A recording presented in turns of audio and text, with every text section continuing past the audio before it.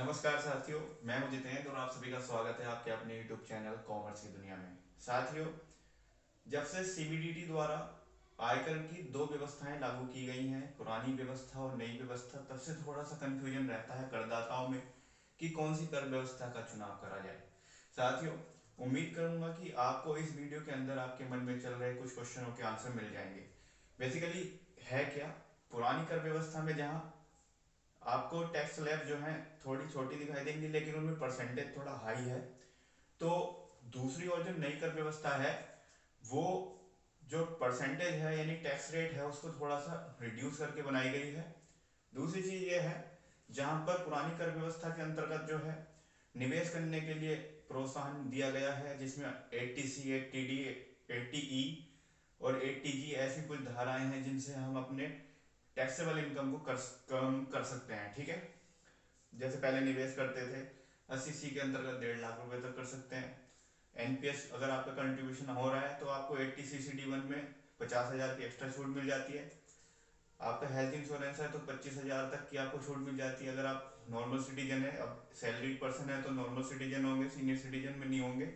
तो बेसिकली क्या है कि एक तरफ तो हमें छूट का प्रावधान दिया गया है और नई व्यवस्था में आपको कोई भी छूट का प्रावधान नहीं रहता है। तो यहाँ पर डाउट आपका क्लियर होना चाहिए कि भाई पुरानी कर व्यवस्था जो है उसमें आपको निवेश करना पड़ेगा और नई कर व्यवस्था के अंतर्गत आपको निवेश करने की आवश्यकता नहीं है, आपका निवेश वहां पर जो घटाया नहीं जाएगा।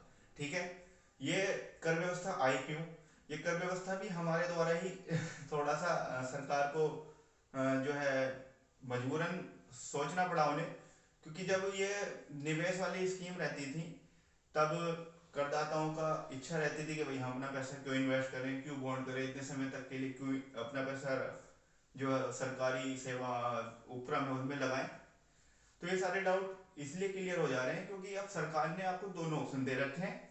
आप अपना पैसा इन्वेस्ट कर सकते हैं, छूट ले सकते हैं। आप अपना पैसा बिना इन्वेस्ट करे भी छूट ले सकते हैं। बेसिकली दोनों कर व्यवस्थाओं में ज़्यादा कुछ जो है डिफरेंस नहीं है।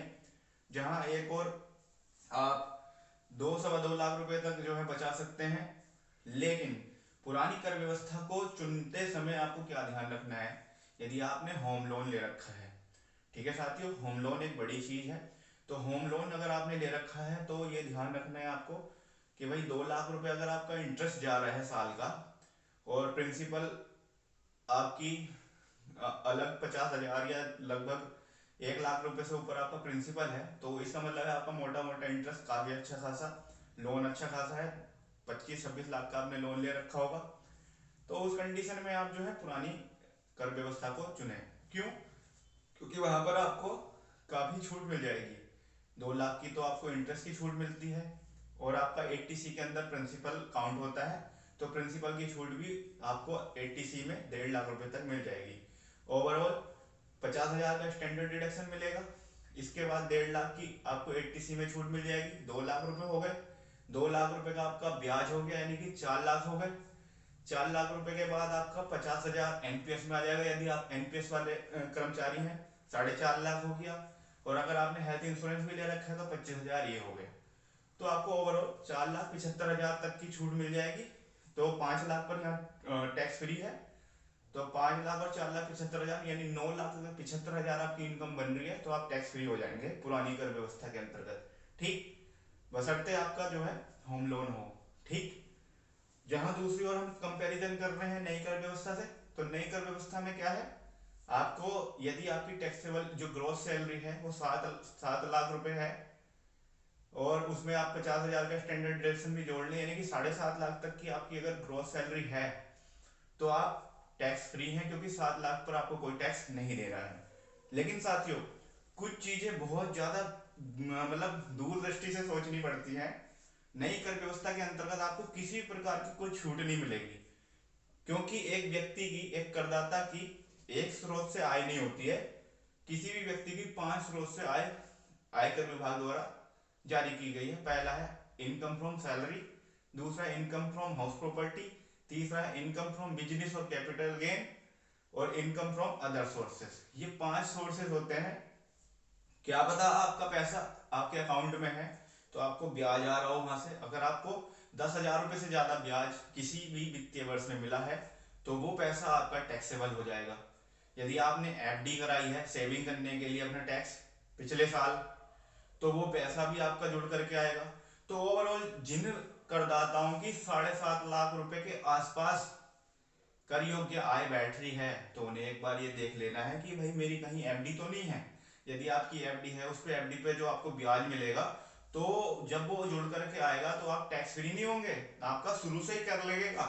आपको 3 लाख से 6 लाख पे 5% देना पड़ेगा, 6 लाख से 9 लाख पे 10% देना पड़ेगा, 9 लाख से 12 लाख में 15% नई कर व्यवस्था के अंतर्गत। यानी जब आप एक बार कर की श्रेणी में आ जाते हैं, कर देने की श्रेणी में आ जाते हैं, तो आपका शुरुआत से कर लग करके आता है। ठीक है, ये बात आपको समझ में आनी चाहिए।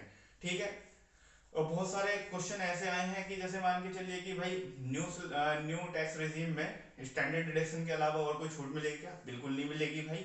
ठीक, तो ओवरऑल आपको कंपैरिजन कर लेनी है पहले ही, और थोड़ा सा आकलन कर लेना है कि मेरी अन्य स्रोत से कहीं से आय तो नहीं आ रही। अगर अन्य स्रोत से कहीं से आया गया, या तो आपने शेयर मार्केट में अगर पैसा लगाया हुआ है और उसी फाइनेंशियल ईयर में कहीं ना कहीं आपने जो है ट्रेडिंग करके पैसे कमाए हैं, तो वो एक एक रुपया आपका जुड़ करके आएगा। तो इन सब चीजों का ध्यान रखें, और इन सब चीजों को अभी आप अगर आप अपना जो विभाग में पुराने या नए किसी भी प्रकार से अपना इनकम स्टेटमेंट जमा कर रहे हैं, तो कोई टेंशन की बात नहीं है। आपका जब आईटीआर फाइल होगा तो उस समय पर आप किसी भी प्रकार से उसको चूज कर सकते हैं। बात एक और आती है कि कुछ व्यक्तियों का फोन आया है, पूछा गया है कि भाई यदि हमने एक बार न्यू टैक्स रेजिम अगर चूज कर लिया, तो क्या हम ओल्ड टैक्स रेजिम यूज कर सकते हैं या नहीं? तो सैलरीड पर्सन के लिए कभी भी ओपन सोर्स है, ओपन खुला हुआ है उसका, कि वो कभी भी किसी भी साल न्यू टैक्स रेजिम या ओल्ड टैक्स रेजिम का प्रयोग कर सकते हैं। ठीक है, ये बात क्लियर होनी चाहिए। दूसरी चीज ये है कि आप टेंशन ना लें, अभी आप जैसे भर के दे रहे हैं भर दीजिए। जब आईटीआर फाइल करने का नंबर आएगा तभी एक्चुअल स्थिति पता चलेगी।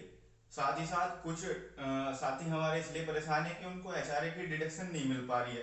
तो एचआरए की डिडक्शन के लिए भी आप टेंशन न लें, जब आपका आईटीआर फाइल होगा तो वहां पर एचआरए दिखा दिया जाएगा। लेकिन जिनको होम लोन प्रोवाइड किया जाता है उनको एचआरए की छूट नहीं मिलती है।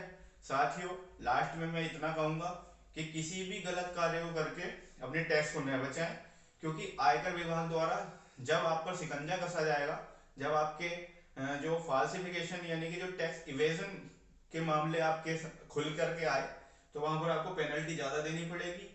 किसी वकील के या किसी अन्य व्यक्ति के झांसे में न आए।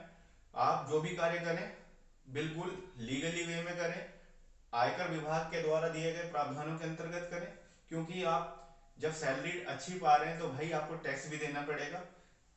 आपकी सैलरी जिस हिसाब से बढ़ रही है, आपको टैक्स भी उसी हिसाब से आपकी टैक्स लाइबिलिटी बढ़ रही है। तो ओवरऑल मैं इतना ही कहूंगा कि टेंशन लेने की कोई ज़रूरत नहीं है। आपके पास बहुत अच्छी टीम है, आप जिससे भी हेल्प मांगेंगे आपके लिए हेल्प तैयार रहेगी। और आपके पास बहुत सारे टैक्स एडवाइजर होंगे, आप उनकी मदद ले सकते हैं। थैंक यू सो मच, बने रहिए हमारे चैनल के साथ।